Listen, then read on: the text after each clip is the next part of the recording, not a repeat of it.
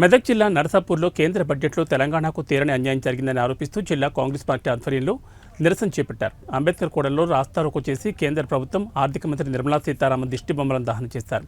కేంద్రానికి వ్యతిరేకంగా నినాదాలు చేశారు. డీసీసీ అధ్యక్షుడు ఆంజనేయుల్ గౌడ్, నియోజకవర్గ ఇన్ఛార్జ్ ఆవుల రాజిరెడ్డి, జిల్లా గ్రంథాలయ సంస్థ అధ్యక్షురాలు సుహాసిని రెడ్డి, భవానీ, నవీన్ గుప్తా, శ్రీనివాస్ గుప్తా తదితరులు పాల్గొన్నారు.